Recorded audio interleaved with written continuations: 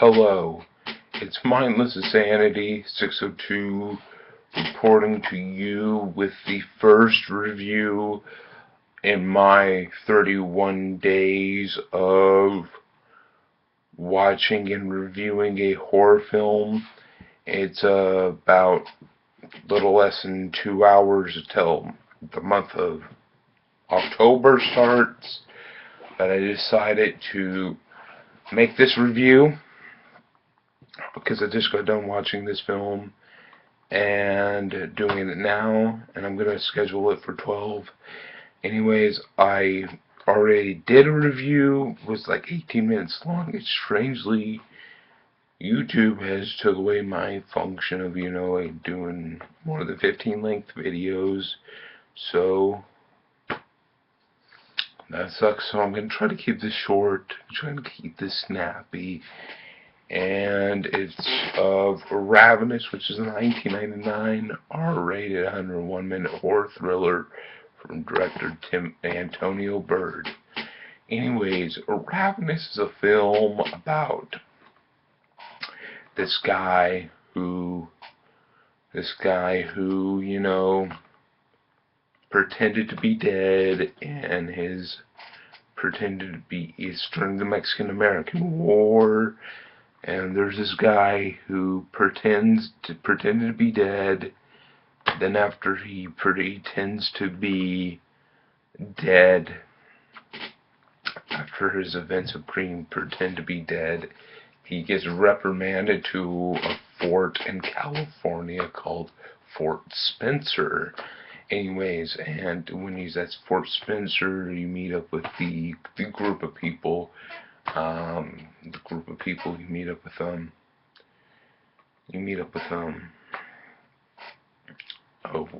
army men. Meet up with an army guy, forgot his name.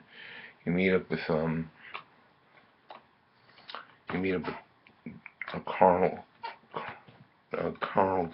Cleves, who's a bit of a druggy person, and then then you meet up with after you meet up with then you meet up with a person who's a bit of an alcoholic. Then you meet up with a guy who's deep into religion, and after you meet up with these charming group of people, you get some really witty dialogue between Jeremy Davies, which is the person in control, which is nice as you get to see Jeremy Davies there, because we all know that he was the principal in Ferris Bueller's Day Off, and that's fucking amazing. That's amazing to see him in this motion picture. Then after we see him, basically we get meet up with this guy who's injured. And after he's injured, they recover him back to his health, back to proper health, clean him up, help him out, and then he tells them a story about having to revert to cannibalism, and trying to basically, there's this girl who's left behind, and basically it's just a big old ploy to get these group of people over to the cave where he manages to get them to the cave. On the way to the cave, one of them has a bit of a tripping incident, which makes a wound. And while it slowly gets revealed in earlier portions of the film, it shows Private Void swallowing some blood. It gives you a nice little setup to the story. Slowly gets you involved to the characters, and then it slowly involves you into what's the main focus of this film. The main focus you see after, the cave incident goes wrong, after he kills a whole bunch of these people, after he kills a whole bunch of the people, he goes insane, and then, and then after that, the good one, Void, not Ives, you know, gets trapped into a well, into a hole, where he has to stay in there and to survive for a couple days. Then he gets up and moves back to, the Fort Spencer. And after he goes to Fort Spencer, and he relaxes, and then you get people trying to figure out what's going on, and then, Colonel Ives comes. And, intimidates the hell out of him and scares him, and pretends like he's Mr. Innocent. He hangs out. He's keeping a close eye. During the process, Boyd, it comes off like the bad guy of the situation, which he's reality not. And then, as the film goes on, we see that there's this Indian lady. Earlier on, she had a brother, but her brother died, and they talk about the Wendigo, which is a little Indian thing where if you eat the flesh of another human being, you absolve their spirit, you absolve their things, and after that, explains the whole cannibalism angle, and then after you get the cannibalism angle, he intimidates the hell out of Guy Pearce's character, and after he intimidates the hell out of Guy Pearce's character, and we get to see a reveal that Jeremy Davies' character did not die, and that he, slowly got nursed back to health, and then, he becomes happy, and then slowly, like a drug, it slowly drives off, and that makes him feel good, and then he wants to be killed, and then that he gets killed, and then, him and Boyd and him get into a bit of a confrontation, get a good old fight, get some really good fighting things. One of them, pulls the head and puts it on a big old bear trap.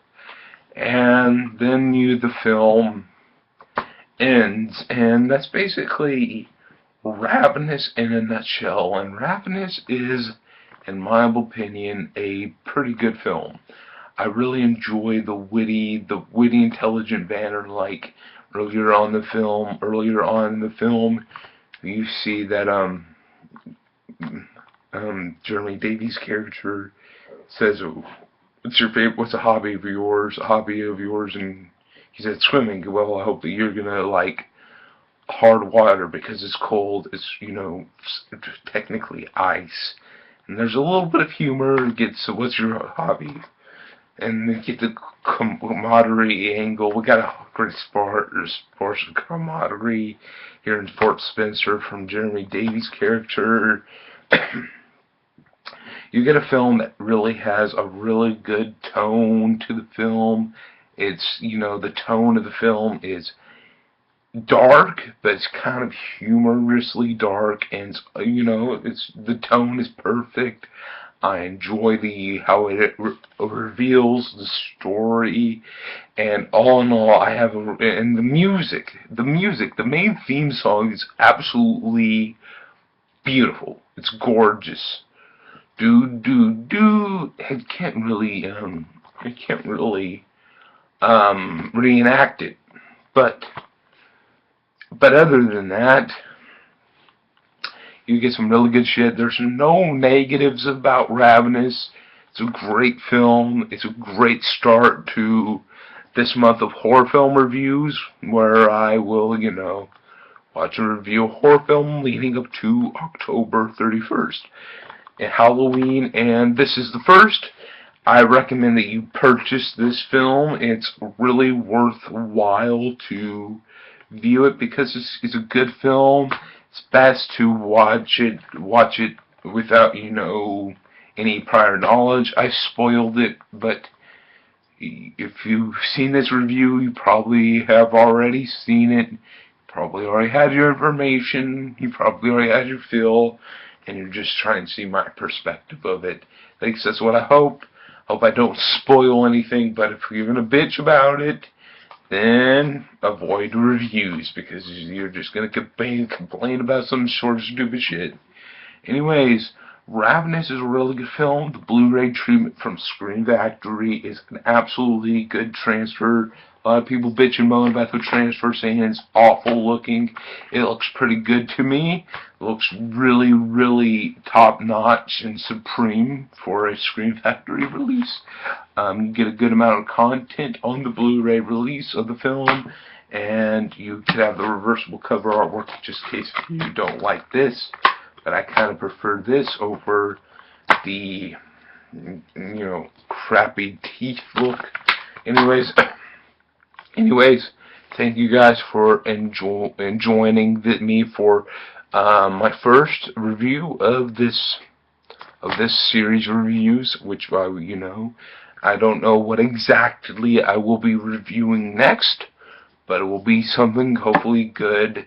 I'm going to try my best to intersperse, this is a classic film that I've seen, and it's fairly new to me. I watched it a few months ago and enjoyed it. So I will be back with more film reviews and more shit. This is going to be a big month because, we got some really good shit planned, and hopefully the longer length videos will be operational. But who knows? Who the hell knows? Anyways, check out Ravenous. Recommend it. Anyways, thank you guys for joining me. It would be greatly appreciated if you would hit the subscribe button down below, give the video a like, and comment down below with your thoughts on Ravenous in this video. And leave a comment down below with a film review, with a film that you suggest I watch for my 31 days of reviews. And if it's available to me to watch, I will certainly watch it and review it in this duration. Anyways, thank you guys yet again for joining this video, and be back for more. I don't know what else would be, but there's a few titles that I have already stocked up that I want to talk about and do more videos for, so I'll see you with those.